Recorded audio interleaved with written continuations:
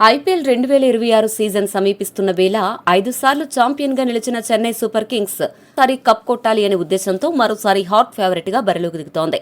గత సీజన్ల అనుభవాలను దృష్టిలో ఉంచుకుని ఈసారి జట్టు కూర్పులో యువతకు అనుభవానికి సమతూకం పాటిస్తూ ఒక పటిష్టమైన వ్యూహంతో ముందుకు వెళ్తోంది. ముఖ్యంగా బ్యాటింగ్ విభాగంలో మునుపెన్నడూ లేని విధంగా విధ్వంసకర ఆటగాళ్లను చేర్చుకోవడం ద్వారా ప్రత్యర్థి జట్లకు గట్టి హెచ్చరికలు పంపింది.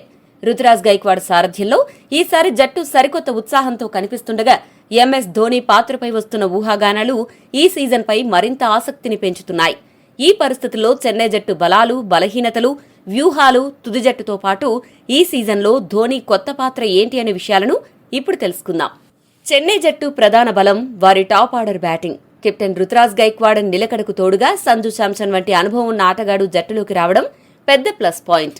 అండర్ 19లో అదరగొట్టిన ఆయుష్ మాత్రే రూపంలో ఒక అద్భుతమైన యువ ప్రతిభ జట్టుకు దొరికింది.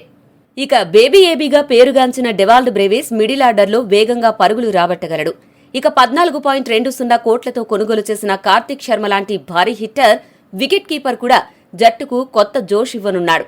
ఈ 5 ఆటగాళ్లు ప్రస్తుతం అద్భుతమైన ఫామ్లో ఉండడం వల్ల పవర్ ప్లేతో పాటు మధ్య ఓవర్లలో కూడా భారీ స్కోర్లు సాధించే అవకాశం ఉంది. సంజు శాంసన్ రాకతో వికెట్ కీపింగ్ విభాగంలోనే కాకుండా నాయకత్వ బాధ్యతల్లో కూడా రుతురాజ్కు అదనపు మద్దతు లభిస్తుంది. ఆల్రౌండర్ల విభాగానికి వస్తే శివన్ దూబే జట్టుకు వెన్నెముకగా నిలుస్తున్నాడు. స్పిన్నర్లను ఎదుర్కోవడంలో దూబే చూపే తెగువ చెన్నైకి గతంలోనే ఎన్నో విజయాలను అందించింది.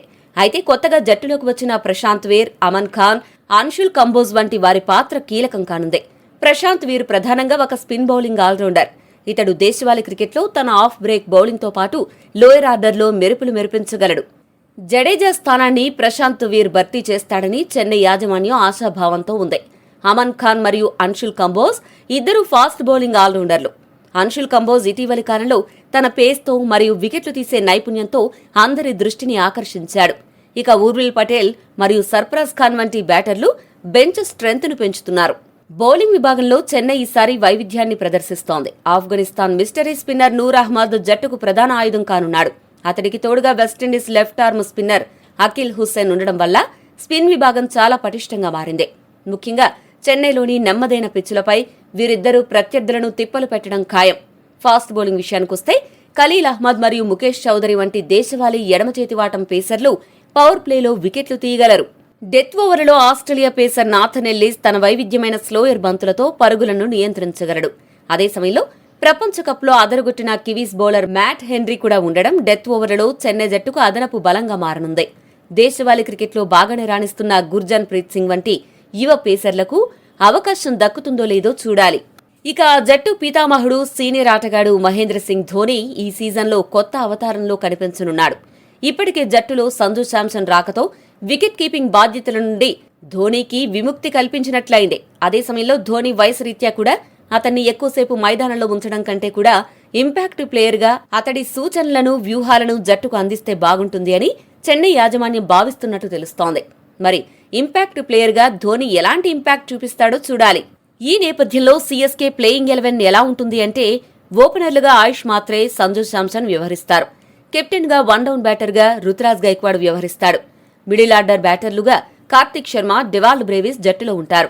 ఫాస్ట్ బౌలింగ్ ఆల్రౌండర్గా శివన్ దుబే, స్పిన్ బౌలింగ్ ఆల్రౌండర్గా ప్రశాంత్ వీర్ జట్టుకు సేవలందిస్తారు.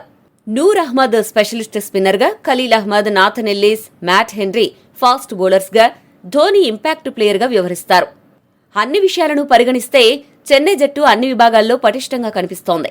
ముఖ్యంగా ఇండియాకు చెందిన చాలా మంది ఆటగాళ్లు బ్యాటర్ల విభాగంలో అద్భుత ఫామ్లో ఉన్నారు.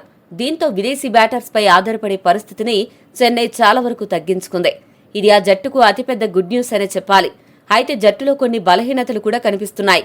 అనుభవజ్ఞులైన ఇండియన్ స్పిన్ బౌలింగ్తో పాటు ఫాస్ట్ బౌలర్ల కొరత స్పష్టంగా తెలుస్తోంది. బౌలింగ్ విభాగంలో సీఎస్కే విదేశీ ఆటగాళ్లపై ఎక్కువగా ఆధారపడనుంది. ఫ్యూచర్ స్టార్స్ ని తయారు చేయాలనే ఉద్దేశంతో కొత్త రక్తంతో జట్టును నింపేసిన సీఎస్కే ఈసారి 6వ టైటిల్ సాధిస్తుందో లేదో వేచి చూడాలి.